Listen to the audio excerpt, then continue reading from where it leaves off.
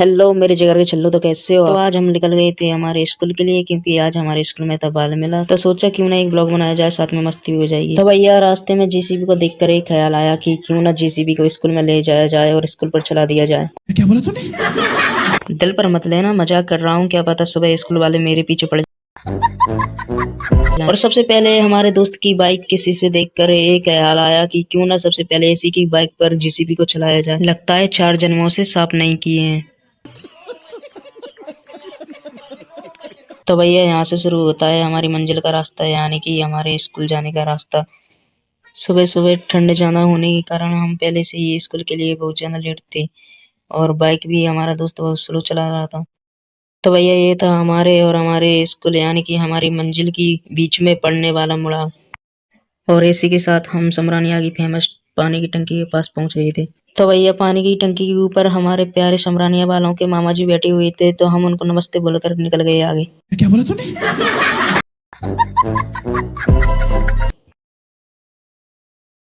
रास्ते में हमें हमारे कुछ दोस्त मिले, उनको भी हम हेलो बोलकर आगे निकल गए, क्योंकि हम पहले ही बहुत लेट हो रहे थे स्कूल के लिए। हम पहुंच गए थे समरानिया मेन मार्केट में, क्योंकि यहाँ पर ही हमारा स्कूल है।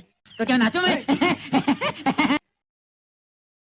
तो भैया हम पहुंच गए थे हमारे स्कूल। हम हमारे दोस्तों के आने का वेट कर रहे थे, इसलिए बाहर खड़े थे। तो भैया हम हमारे स्कूल में अंदर आ चुके हैं, और ये हमारे स्कूल के बच्चों ने साइडों में दुकानें लगा रखी हैं खाने पीने की। हमारे एक दोस्त ने भी पानी पूरी की दुकान लगा रखी थी, तो हम चले गए वहां पर थोड़ी मस्ती करने के लिए। मस्ती करने के बाद और पानी पूरी खाने के बाद हम आ गए थे आपको हमारा स्कूल दिखाने के लिए।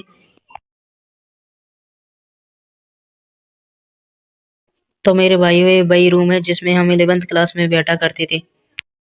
तो चलो हम आपको बताते हैं कि हम अभी फिलहाल यानी कि प्रेजेंट में 12th में किस रूम में बैठा करते हैं, और हम आपको बताएंगे साथ ही हम किस बेंच पर बैठते हैं।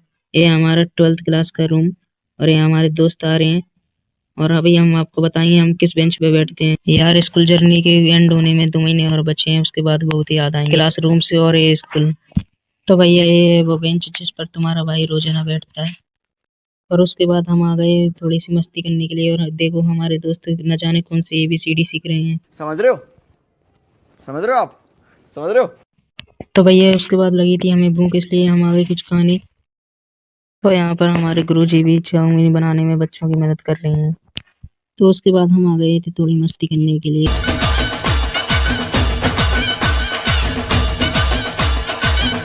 तो यहाँ पर एक चैलेंज था कि एक माचिस की सीख में 10 मोमबत्तियों को जलाना था, तो हम यहाँ पर खेलने लगे।